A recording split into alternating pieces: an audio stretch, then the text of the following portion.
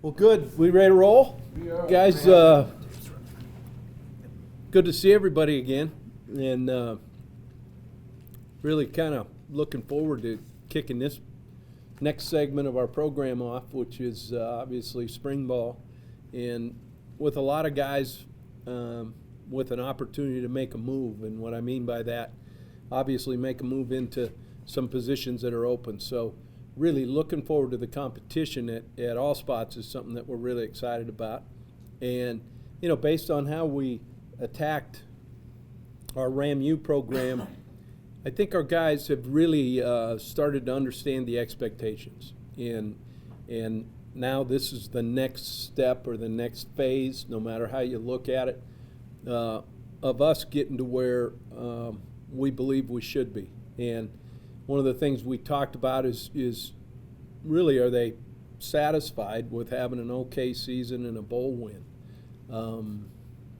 which is not the expectation in our program.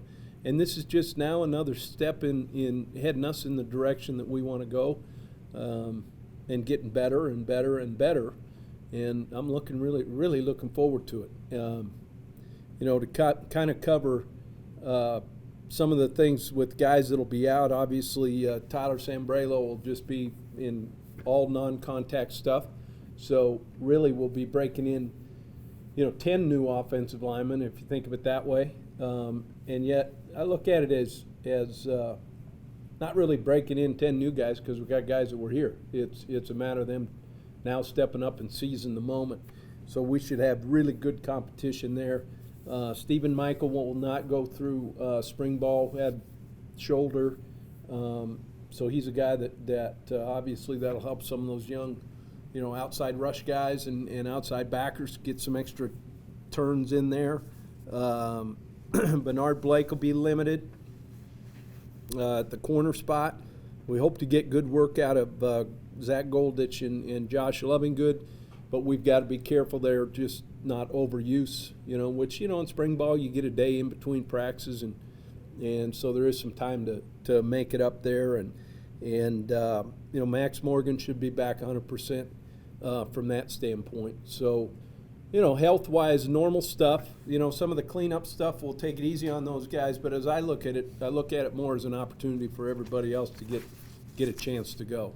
Some position changes that we're going to look at. Part of what spring ball is all about is experimenting with different spots, guys getting maybe an opportunity to play the other side of the ball or a different position. And we've made some of those moves. On defense, we're going to take a look at Davon Riddick and Willie Udofia in the secondary, guys who really showed well on our special teams last year and, might have a knack to do some stuff. And then we'll evaluate after spring, kind of see where those guys are. We kind of know what they can do on the offensive side. We're going to give them an opportunity on the defensive side.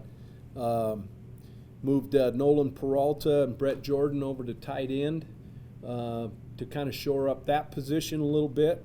And really in Nolan's case, who was playing quite a bit at linebacker, and his is a situation we feel like with his back, this is a move that may prolong and help him play a little bit more. And it really has to do with that more than anything. Blake Jones and Trey Moxley down to offensive line. And we're going to take a look at Jason Oden a little bit at running back early in spring. See if we get, a physical runner there, and see what he played obviously both ways when he was in prep school and in high school. So this isn't something that's new to him. It's going to give us an opportunity then to get some more guys, some reps in the secondary as well. So that's kind of where we're at, from that standpoint. Injury, position change. I think the mood of the guys, they're ready, which they should be at spring ball. And yet, as I talked to our team before we left, the importance is going to be, the guys that have played really stepping up and taking some leadership. And the guys that are going to take some valuable reps, it's time for them to step up and say, it's my time. So with that, what kind of questions we have? Real quick on Riddick and Gofi, when you put him in the defensive backfield, you're looking at them more at safety or corner? Willie, initially we're going to look at safety and put Davon at corner with those long arms, and yet we'll be able in some of the matchup things to really even see how Willie might be able to do, as kind of a bigger guy out there, maybe in some cover 2 situations and that type of things at corner. But initially he'll be running at safety and Davon will be at corner. Jason, I don't remember the history, but are 15 practices what it's been for a long time? Yeah, Is it enough to get enough done? It's really interesting. I think back as a player, which, that thing was 5-6 days a week, and you just went forever and ran into each other. But is it enough? I think it's good. I think it's, there isn't anything we're going to do scheme-wise, that we're implementing, or, you always take a look at some new stuff that you did as far as maybe because of your personnel. We may be a little more heavy laden in our red personnel, which is our 10 personnel, our 4 wideout stuff, just because of that position, some things that way. But really, guys, there's nothing earth-shattering. It's about getting your second step in the ground. It's about learning how to fundamentally play the game. People, I think, coming from the South, man, I think it's the second season, spring ball. So, most teams, I think they make sure that the NCAA basketball tournament's over because they don't want to screw up spring ball. I'm getting at. So, but really, in this case, it'll be for us. Guys getting an opportunity to compete and get on film. And then after that, then we go ahead and review that, and then we'll put our install in for the fall. So that's really kind of what we're trying to get out of it. Is it not important for you? I think you felt like part of last year's success was based off what you did in the spring and being able to develop some depth and create some competition. Is it even more important this spring as you move forward, considering some of the losses you've had? We actually talked about kind of in that as a staff. We felt it was important a year ago at some spots to create competition to push some of those guys that had been starters. Now you're looking at some guys that are going to get an opportunity to be a starter and battle with a guy for those reps. And that's so it's a little bit different at some of those spots. Where I'm kind of really excited to see is the competition that we're going to have at the receiver spot. Moving forward, we're getting the type of players in here I think that are going to be weapons in this conference and against people that we play. And so, that one probably interests me as much as anything to see.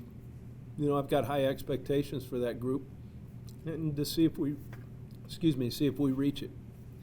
How bringing Jason up to running back, is that partly too just that a little bit of a lack of depth maybe given for spring? You've got some guys coming in the fall, but when you lose Capri and moving Dave on, out, that opens up another spot. That's exactly right. And he's a guy that, has a skill set to be able to play that position. And, what we're trying to do is make sure we find a spot because he's a good football player. And, one of the things we do in the offseason, guys, we rank our guys 1 through 70. It doesn't matter what position. As most productive, take everything out, just best football players. And so what you find out sometimes by doing that is you might have a log jam of guys in your top 22 that are backups. So the key is let's go ahead and make sure if we think they're the best players, let's go ahead and find a spot so we can get our best players playing. And, that's kind of part of it. It seems interesting to switch those two, Davon and Jason, because Jason obviously has been a defensive guy. Davon's been a running back. Are there any specific things you see in the abilities of those two that made you think that maybe you got them both on the wrong side of the ball and give them a try on the other side? Well, I think it's something that they wanted to try as well. Okay. So, that's kind of part of it too. Just because from a numbers standpoint, they're kind of a wash for each other with that swap. Well, one being more of a safety type, the other being a corner type. Okay. I don't know whether I look at it that way, but Okay. With wide receivers, what do you expect from Jordan Baden in the spring? Seemed like last season he was up and down, obviously had a couple big plays in the bowl game. yeah, he did all right when Richard went out, and as to be expected. I look him to, showing some leadership because he is an older guy, and competing for valuable snaps, and doing things the way we expect it to be done. And that there's a lot of good players there, and at least it appears right now that there is. And we'll see what happens towards the end of spring and fall camp, because I feel pretty good, and we're bringing a couple guys in there that are going to push some other guys. I think, and that's a position I think more younger guys can play a little quicker, from a development standpoint. So we'll see what happens. You're switching venues in Denver. Yeah. I don't know if you like soccer better than rugby or what's fine.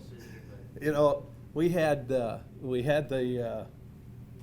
rugby venue set, and then I think they got a really good paying tournament in there, and said, "Hey, you guys up there in Fort Collins, find somewhere else." So I think we were lucky enough to be able to find the other field, and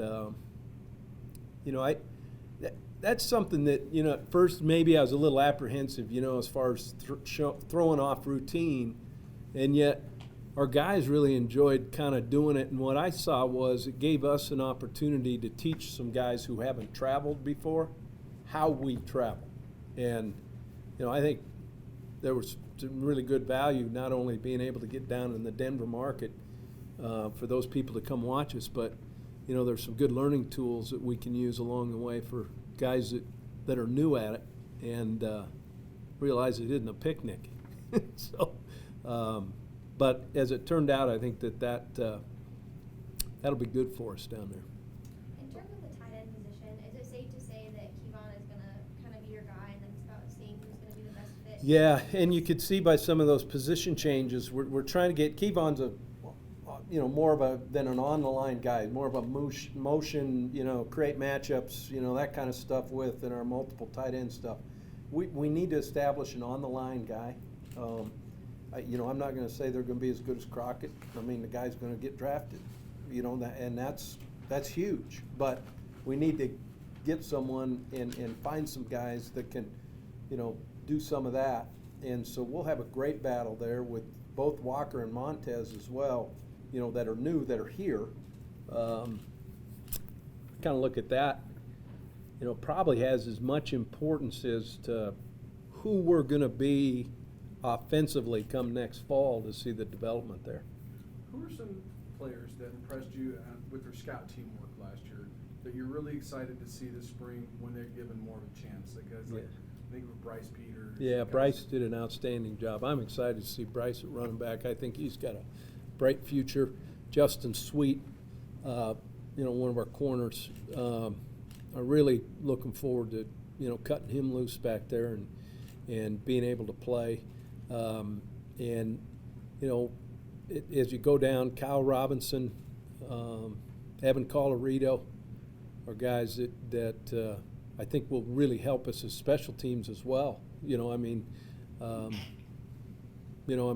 To see how they fit kind of defensively in the scheme, and those are guys that kind of come to mind right now. Trey Moxley, I think this guy's a gem, but I don't know what he is yet. I mean, the guy was a punter and running back in high school for Roaring Fork Fighting, whatever. I'm getting at. Yeah. So finding him as a, where's his fit? I don't know yet. You know what I'm saying? Did he just get too big at tight end? No, he actually is what you're looking for at tight end. But, when you look down the road, they don't make those guys that can move their feet and that are that big, as offensive tackles. And, if you just take a look at historically what has happened here when like Sonny was here, some of those guys that came in at 245 pounds or whatever and ended up 295, 300, pretty darn good at the offensive line. And that's kind of, guys, we're at a place we've got to we've got to develop. I'm not going to be able to just go grab a guy and say, you know, we're going to recruit this guy and beat all these guys on and they're ready-made. We've got to do a good job of developing our personnel. Do you have any feel yet for the new guys who've been on campus a little bit? Yeah, you know, I was really pleasantly surprised. Stephen Walker, you know, coming out of a good junior college program like he has, you know, I think he probably caught our eye a little bit. You know, as you kind of think about, this guy's maybe a little ahead of the curve. Montez has done a great job with Coach Kent, and he's still a little bit of a, you know, in progress. And, you know, really those are the guys that kind of come to mind, you know, that I'm excited to see how they compete there at tight end. The offensive line. You know, the old lineman, I felt, you know, again, Trey, I think, is a key to, you know, what we're doing. Jordan Finley, you know, all indications, I feel like we're going to be okay at tackle. I really do. What we need to do is make sure, you know, Jake Bennett and Freddie Zerbelis, you can tell the time they spent with Weston. And it was great to have Weston back, you know, as he was doing pro day, because he spent some more time with them. And I thought there was a lot they could learn from a guy that I think is going to be a terrific pro.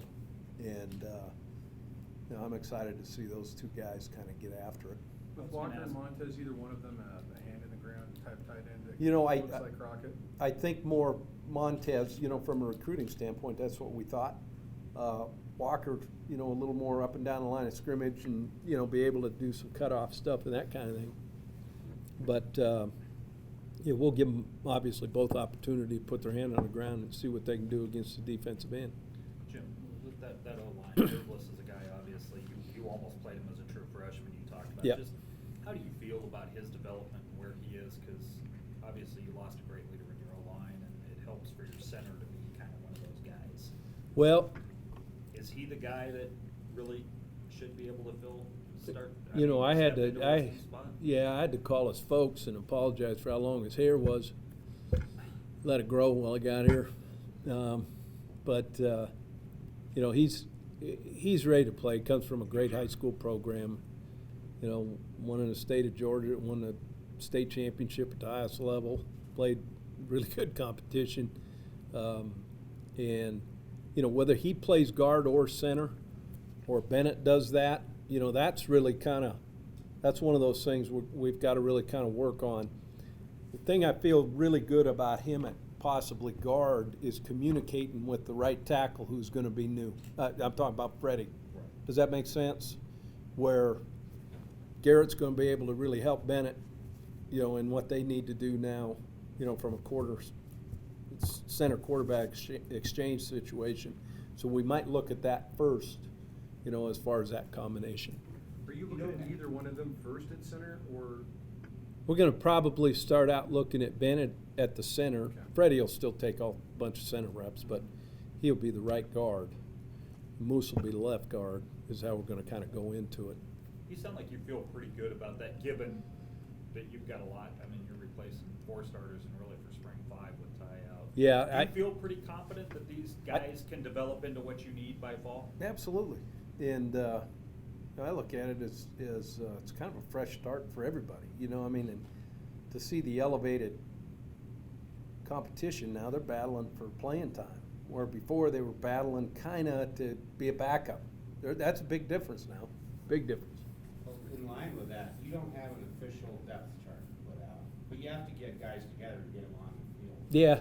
How much is it wide open? How much of a depth chart do you have out here? You know, I really look, you know, Tyler Sambrello, let's talk about the offensive line. You know, that guy's the left tackle, and he could be right tackle if, you know, Moxley or Hathaway, you know, all of a sudden step up, you know what I'm getting at? So really what we're trying to do right now is make sure we've got 3 parts at tackle, if that makes sense. So when we go into fall, we've got a starter and a solid backup at both sides, so you have some movable parts. As we look at the interior three, we're trying to come up with 6. You know, that, okay, these parts, now who works best together?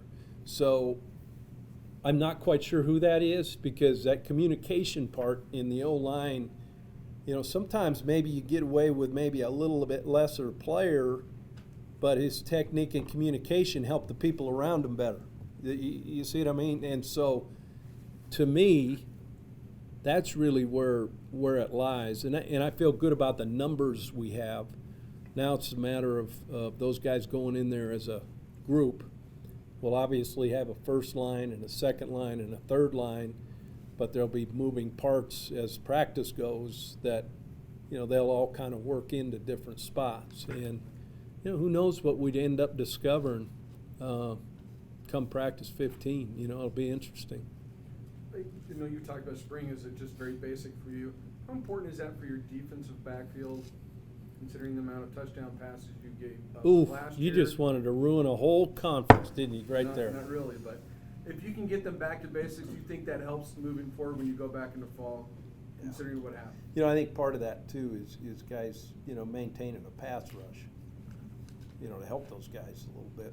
And what we need to do from a disguise and a blitz standpoint to maybe get a little more pressure and get that quarterback off their mark, you know. You know, one of the things that killed us was explosive plays. I mean, that was the one that just, you know, how do you play pretty good and then all of a sudden just give that up, you know?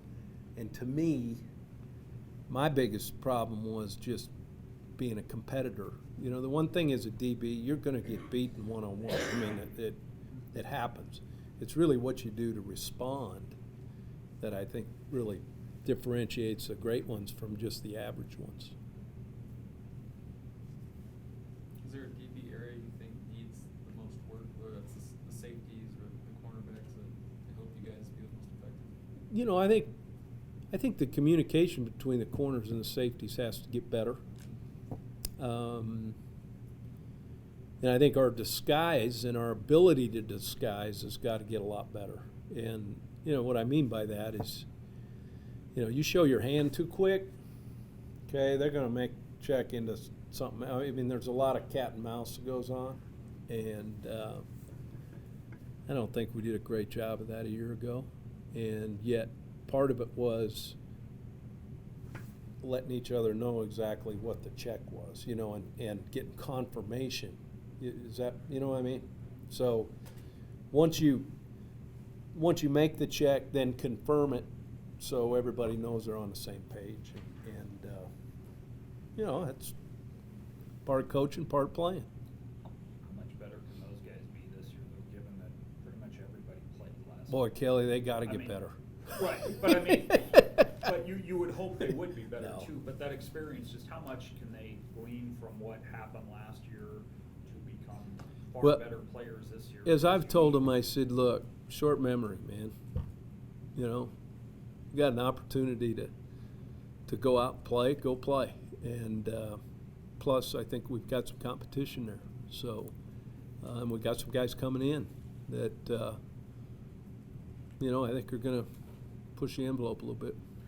Getting back to one point, though, when you're talking about the disguise and communication, this is the best time for you to learn it is in spring, isn't it? When there's not the install going on. 100%. If you can get it down now, how much better can they be in fall Yeah. if they'll focus on this? And, you know, I think we're going to become better because of what they're playing against is going to be better, if that makes sense. As we go against each other, I think the growth of this receiver core is going to, you know, help as well as you know, in the growth of Garrett. You know, it's just, you know, I think that competition naturally helps. And so it'll be a good battle, secondary against passing game.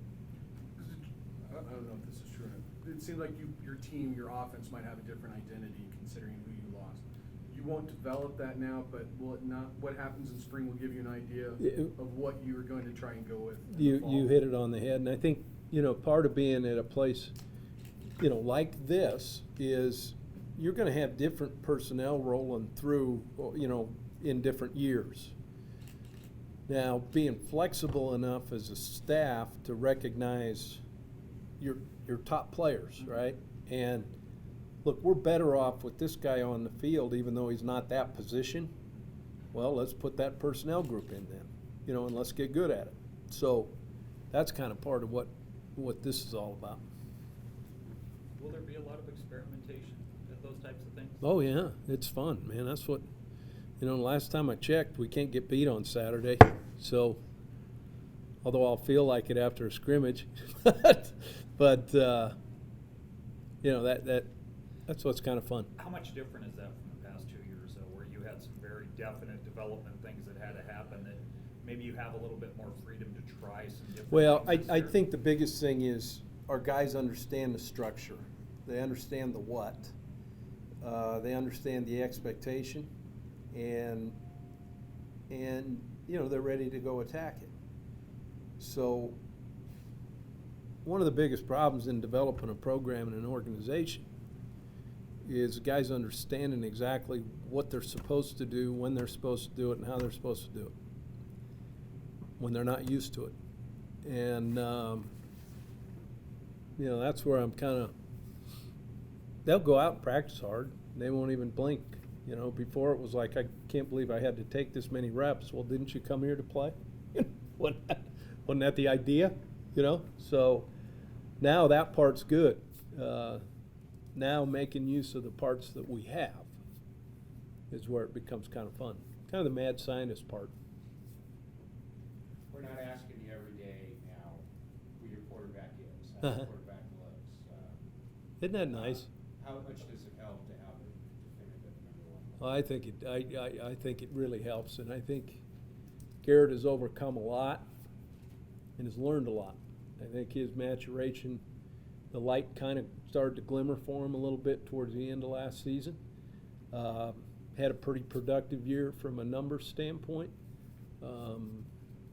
Anywhere near what I expect, and yet he kind of realizes that too, I think. And so, you know, I think his going to the Manning Academy, for example, guys, that's huge. I mean, I've had some guys go in the past, and it's, you know, the idea to be among the elite and learn from some guys and how they prepare. You know, that to me is kind of the key at that position, is how you prepare and how you make the game slow down.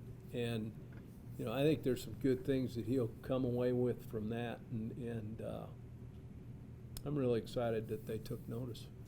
How important is the battle behind him, though, with Nick or Connor or CJ, whoever that might be? Because, great, Garrett's your starter this year, but somebody's going to have to replace him. No, that's right. I think, you know, one of the things, you know, Connor has expressed his interest in transferring. Okay.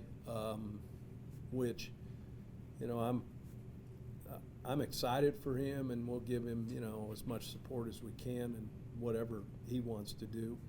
And he's done some really good things. So, you know, Nick, who obviously we feel has a bright future, I'm pretty fired up to throw him in there. And seeing how this guy studies and attacks the game from a cerebral standpoint is something that really helps Garrett. A lot like the situation I had with John Parker Wilson and Greg McElroy. You know, his study of the game really helped JP, you know, and really pushed it forward. And I see this same kind of, you know, kind of relationship happening here. And then obviously CJ, who we moved to a backup last year, and I'll tell you what, this guy, he just keeps kind of hanging in there, if that makes sense. And that's not a derogatory statement. It's, this guy really wants to be the quarterback. And I really like the way he practices. And we just got to, like, tone him down a little bit, if that makes sense. He gets a little too excited. So will Connor not practice in the spring? No. He's done. Yeah. He's Oh, yeah, yeah, he's here, he went through RAMU, you know, to Yes. prepare himself and, you know, everything, so. What, can you talk about how it was an okay season last year, went to a bowl game. The guys, was it a good season? It was okay, you know, it wasn't good by any stretch of imagination. I mean, look at what we left on the table. I'm not gonna beat up the past, but, I mean, let's face it, there were some things out there for the taking that we didn't take. And yet, in the development of a program, sometimes some of those things have to happen. I think the good thing is our guys learned from it, if that makes sense. And so moving forward, it was just okay. And, you know, there were 3 or 4 that, you know, just it's hard for me to not wake up in the middle of the night and get irritated, all right? And bothers my dog Claire, because she's usually in a deep sleep, all right, when that occurs. And then she knows to get on the other side of the bed because I'm pissed. Excuse my language. Okay? So, you know, those are things that we've got to learn.